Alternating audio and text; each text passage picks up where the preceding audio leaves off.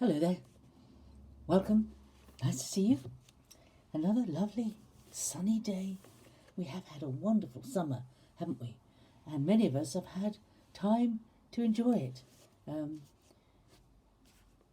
thinking today about anxiety again, because there's all this news this last couple of days of rising numbers of cases in different countries in Europe, and people who can't go on holiday without going into quarantine when they come back, and different areas of the country being tighter and controlled again.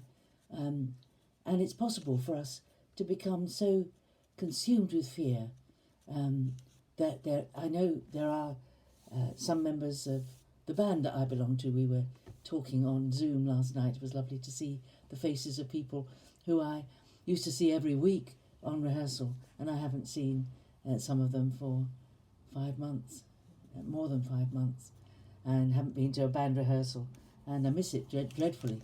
But there are some there who they're terrified of meeting up with anybody, and it's very sad to let fear control our lives, because the truth is that even before coronavirus was about, there's lots of infectious diseases out there that we could catch, and we haven't really thought about them. But because we're faced with this particular one, this fear has been growing, and if you listen to the media, everybody is poleaxed with fear. Well, it's not actually true. We've got to be very careful, because a lot of people are not even worried at all, and they're not being careful. We have to find the balance in the middle. And I was thinking about these next two stories that in Luke's Gospel, chapter 8, verse 40 through to the end of the chapter, the two stories of which both have a commonality in that they happened in Capernaum, and that a 12-year period happened for both of these. And the child was 12 years old, Jairus' daughter, and the woman had an issue of blood for 12 years. I don't think that's a coincidence. I think that is put together.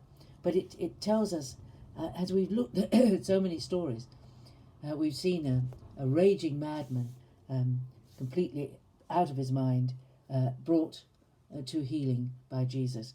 And now we have an older woman and a young child. That it doesn't actually matter what age we are. There's no age difference.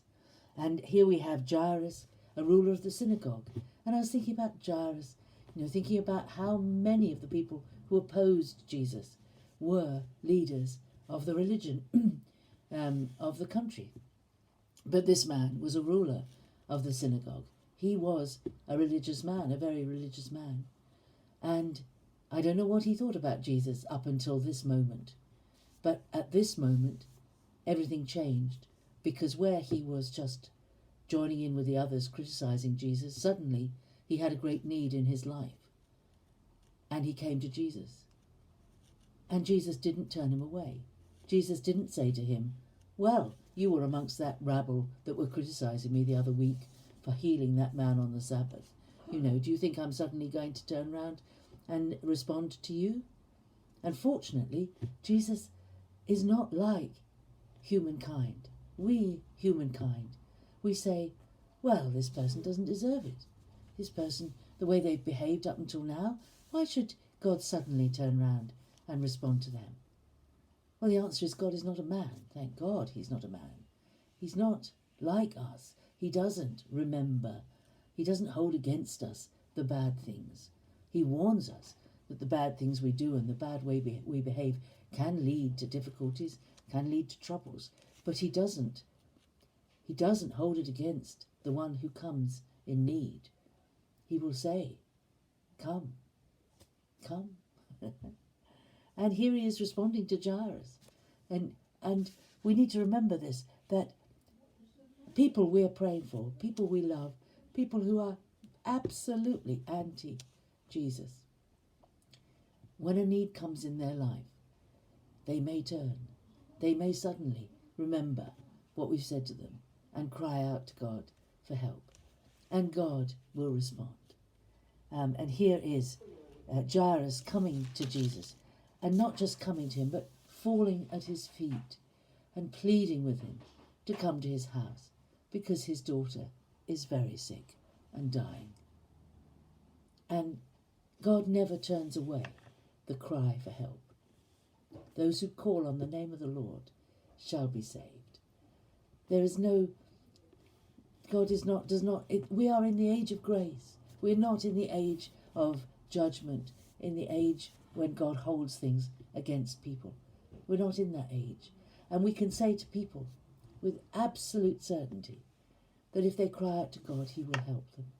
And it reminds me, let me tell you a little story to finish with today.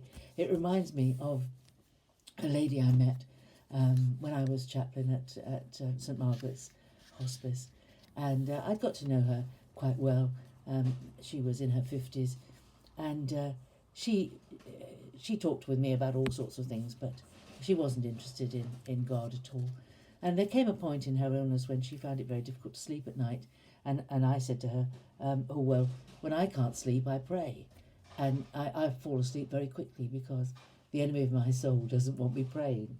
And I said it in a very light-hearted, joking kind of way. And she said to me, oh, I couldn't do that. And I said, why not? And she said, well, I've spent my entire life not speaking to God. I think it'd be very disrespectful and rude to come and talk to him when I need something. It's abusive. It's awful. I can't.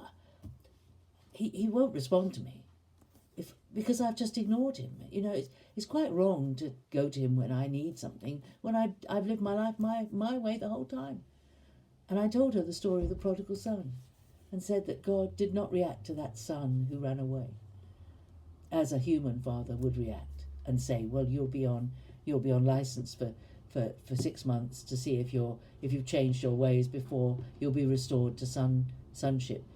The father ran to meet him. And I told her the story, and I said, you know, God is there.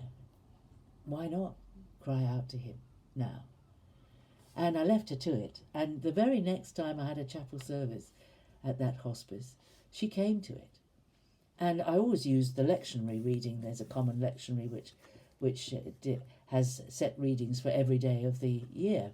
And to save me time thinking every time I took a service, what shall I talk about this time? I used the lectionary gospel reading. And that very day that she came, the gospel reading was the prodigal son.